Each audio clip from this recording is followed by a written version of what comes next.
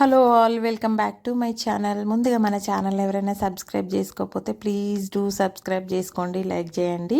మేమైతే బెలూన్స్ ఊదుతున్నామండి. చూడండి, నాకైతే బెలూన్స్ ఊదడం అస్సలు రాదండి. చిన్నప్పటి నుండి ఎంత ట్రై చేసినా కూడా బెలూన్స్ ఊదడం మాత్రం నా వల్ల కాదు, అసలు రాదు నాకు. ఫస్ట్ ఆఫ్ ఆల్ ఇది కూడా నేను ఊదలేదండి, కొంచెం వేరే పక్కన వాళ్ళది తీసుకొని ఫోజ్ ఇచ్చిన అనమాట నేను ఊదినట్టుగా, అంతే తప్ప నేను మాత్రం ఊదడం రాదు, నాకు అస్సలు రాదు. మేమైతే బర్త్డే కోసం డెకరేషన్ చేస్తున్నామండి, ఎందుకంటే మా పాప బర్త్డే అనమాట ఈరోజు. ఆఫ్టర్ 3 years మాతో కలిసి సెలబ్రేట్ చేసుకోబోతుంది తను. అనుకోకుండా అది కూడా సడన్గా జరిగిపోయిందనమాట. తనకి ఒక 6 days కంటిన్యూస్గా హాలిడేస్ వచ్చినాయంట కాలేజ్లో. సో తను ఇంకా ఇంటికి వస్తా అంటే సరేలే బెంగ పెట్టుకుంది అనేసి రమ్మన్నాం అనమాట. ఇంకా అప్పటికప్పుడు ముందు రోజు అనుకొని ఫ్లైట్ బుక్ చేస్తే వచ్చేసింది అనమాట. తనని పిక్ చేసుకోవడానికి అయితే మేము ఎయిర్పోర్ట్కి వెళ్ళినాము. ఫుల్ వర్షం అన్నమాట అక్కడ. సో చూడండి, శంషాబాద్కి అయితే రీచ్ అయిపోయి పాపని తీసుకొని ఇంకా ఇంటికైతే వచ్చేసినామండి. మేము వచ్చేసరికి 11:45 అయిందనమాట కరెక్ట్గా ఇంటికి. మేమైతే ఆఫ్టర్నూనే ఈ ప్రిపరేషన్స్ అన్నీ చేసి పైన పెంట్ హౌస్లో చేసి ఎయిర్పోర్ట్కి వెళ్ళినాం అనమాట రిసీవ్ చేసుకోవడానికి. ఇంకా తను రాగానే పైకి తీసుకురావచ్చు, సర్ప్రైజ్ బాగుంటుంది అనేసి. ఇంకా ఇది తనకి చాలా స్పెషల్ బర్త్డే అనమాట, 21 అనమాట, 21st బర్త్డే. సో చాలా హ్యాపీ ఫీల్ అయింది మేము ఇట్లా అరేంజ్మెంట్స్ చేయడము.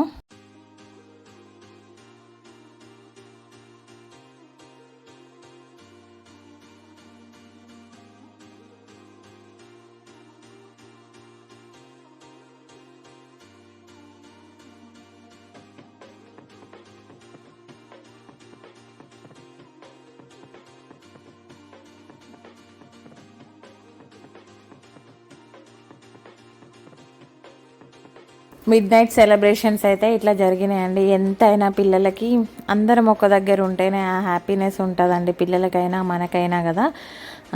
వాళ్ళు ఎక్కడో మనం ఇక్కడ ఉంటే అసలు ఏదో కోల్పోయినట్టే అనిపిస్తుంది.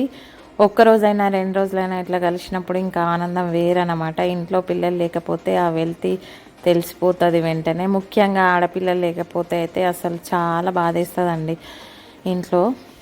ఇంకా తను వచ్చిన ఆనందంలో ఇట్లా బర్త్డే చేసినాం అనమాట. ఇంకా అయిపోయిందండి.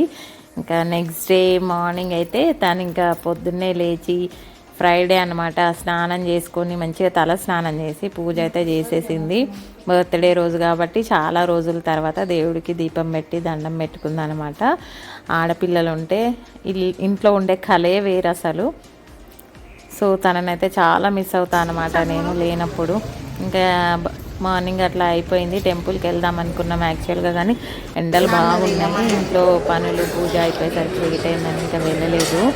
ఇంకా ఈవినింగ్ అయితే రెస్టారెంట్కి వెళ్ళినాం అనమాట, పక్కన ఫ్రెండ్ వాళ్ళు మేము కలిసి వాళ్ళ ఫ్యామిలీ నేను.